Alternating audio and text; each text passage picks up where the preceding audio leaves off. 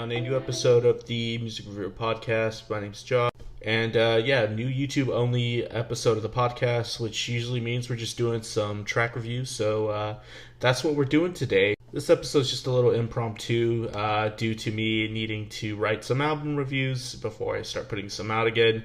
But don't fret, I will be out with some in due time. I just have to write another one within the next day or so. But yeah, just keep a lookout for that. Next review on the lineup should be the new Small Black album. Been meaning to get around with that. So yeah, stick around for my thoughts on that album. But yeah, before we get started, just want to let everyone know, new episode of Best and Worst Track of the Week dropped a few days ago, the week of April 17th. It's a little bit of old news now, but I did cover some unique artists I don't usually cover. Duncan Lawrence, this newer EU artist. 42 Doug, Sobrati Rich is in there. Demi Lovato and Ariana Grande got Best Track of the Week. Really dug that track. I thought it was quite nice. Lil TJ, typical Lil TJ shit. Offset's on that track, and Olivia Rodrigo. So yeah, if you want to check out some of my thoughts on those artists' latest tracks, go ahead and check out that episode of Best and Worst Track of the Week. It is the latest episode on the podcast and the YouTube channel. But yeah, latest album I reviewed was also Soulfly by Rodwave. Thanks for everyone that's listened to that so far. Thought that was a pretty decent album from the young R&B soul king Rodwave. If you haven't listened to that album, I would highly recommend it, and also check out that review.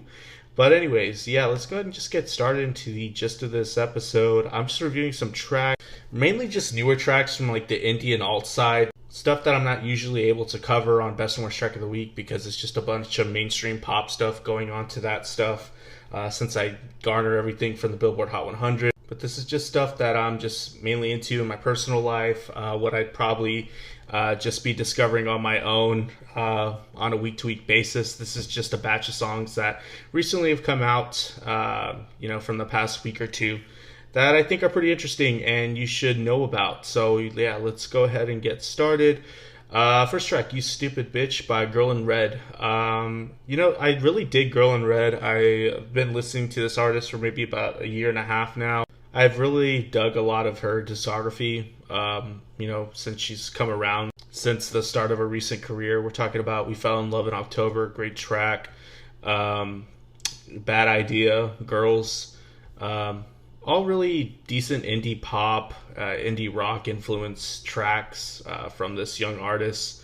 And I just think, yeah, she just has a, pretty distinct sound. It's not 100% original or anything, but before the pandemic hit, I was planning on going to see Girl in Red, so hopefully that happens one day still. But nonetheless, this track here from her, You Stupid Bitch, I do dig the driving eighth note bass line that structures this track. Kind of goes with the same style she was doing with Bad Idea, with the anthemic indie pop nature. It reminds me a bit of like 2000s indie pop and rock. The ambient guitars that color the track all throughout are pretty nice as well. The doubled vocal lines provide like a certain attitude on the vocals that helps get the angsty point across on the choruses, and it's not bad. I thought it was a good track from her. Darkside. The last time I did a batch of tracks like this, I covered Darkside, so I was just interested on what this artist is doing with, like, I guess this experimental electronic stuff.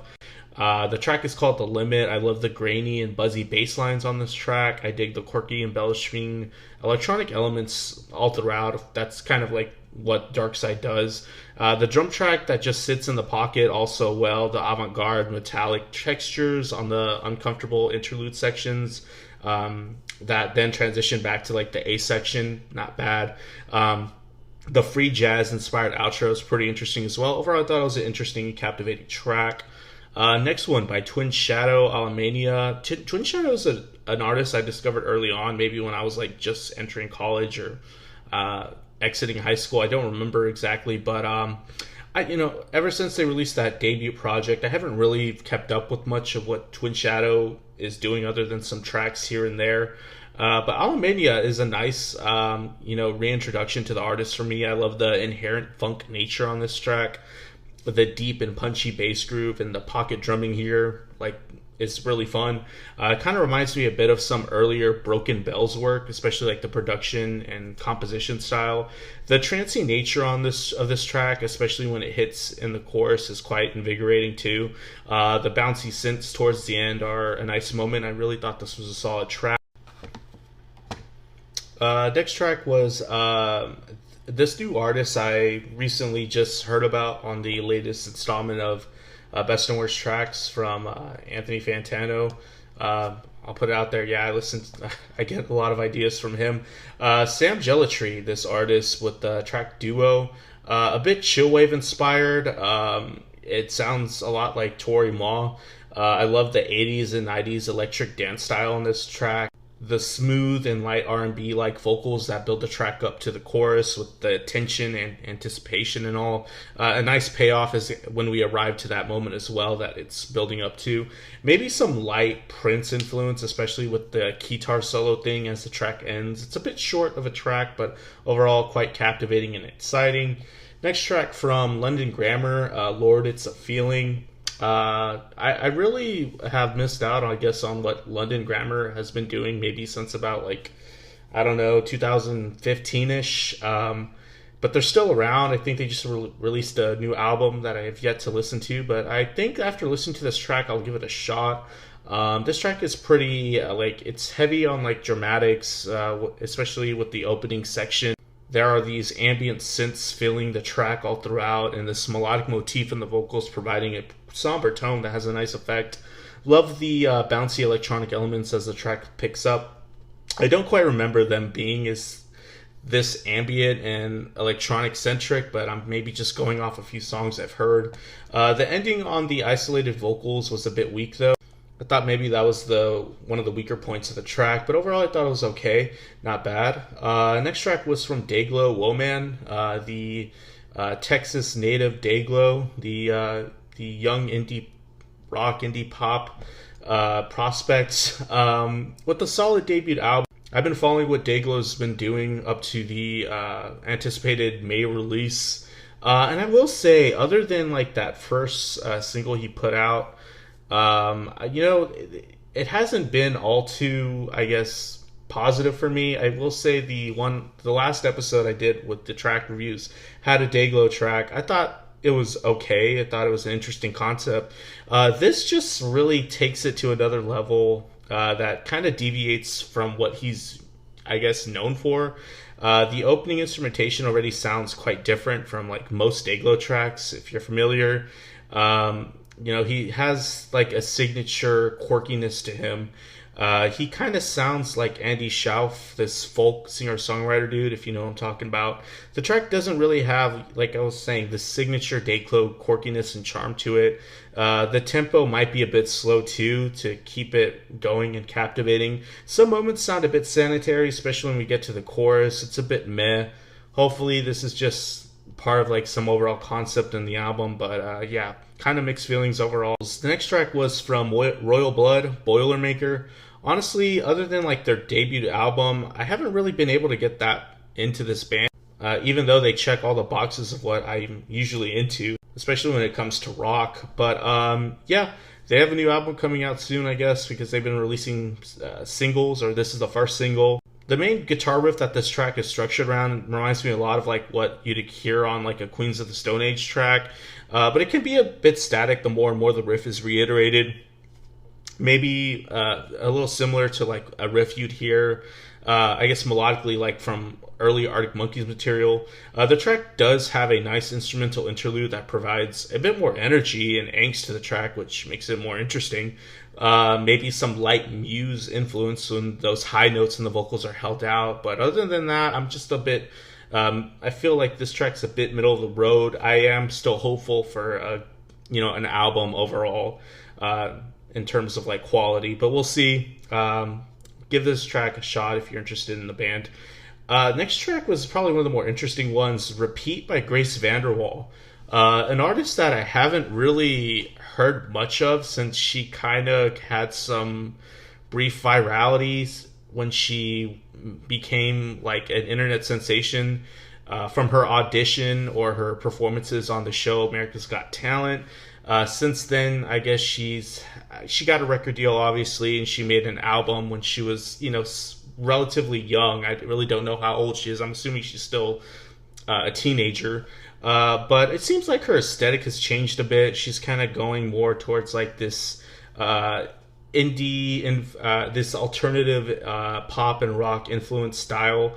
That sounds a bit different from what I remember her when she was younger. But that makes sense. She's probably developing her style. But this is just confusing for me. This track kind of just sounds like a bit of a relic from what was being thrown on alternative radio in the late 2010s, a la Alice Merton. Surprisingly, this has only 2 songwriters on it, including VanderWaal.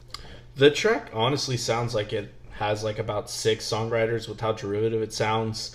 The songwriting is a bit clunky, especially with the unnecessary synth interlude section where VanderWaal sounds submerged in an entirely different track for about 10 seconds. And then that section just transitions to what this track was doing the whole entire 99% of the time. It's hard to explain. It's just a bit clunky. The track does have a nice anthemic nature the more you listen to it, but honestly, it sounds like Growing Pains. I really don't know what to think of this, but hopefully she finds her sound.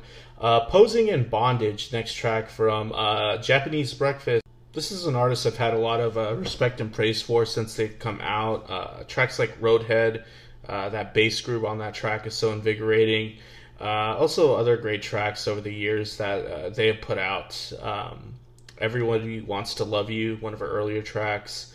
Just, for the most part, just a solid artist overall that kind of leans on like some dream pop and indie pop influence, but ends up having a pretty original sound for the most part.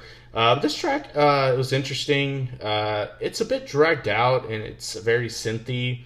A bit sludgy, kind of like being submerged in the track and not being able to get out, but it's not bad. I do dig the bright synth elements that color the track so beautifully in the second verse. And this track just has a huge synth pop nature to it. It's an interesting track overall. It's just kind of an experience listening to it. But yeah, a bit of a unique track for Japanese Breakfast here.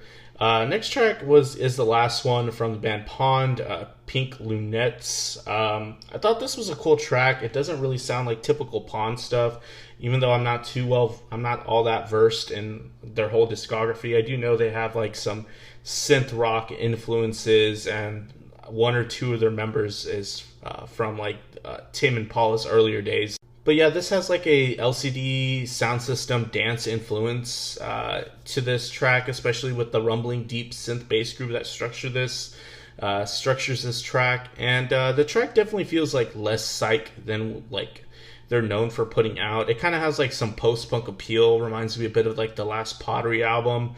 It feels like a coked out night from like that you're having in like some dingy dance club that plays disco and old hits from the 80s. An interesting B section, character change on the outro, has a nice come down. Good execution, not bad, fun, captivating track overall. But yeah, that's just a batch of tracks. Hopefully you take some recommendations from this. And maybe get put on to some stuff you might not know. But yeah, a lot of good material to come out this year, looks like, if a lot of these artists are putting out albums. So we'll just wait and see. But anyways, if you stuck around to the end of this episode, thanks for listening. My name is Josh. I'm a music reviewer. Like and subscribe on YouTube if you dug what you heard. If not, leave some feedback, good or bad. But anyways, take care of yourselves, and also check out the podcast on a streaming service like Spotify. We're on there, Apple Podcasts, basically anything that hosts podcasts. But anyways, I'll see you guys later.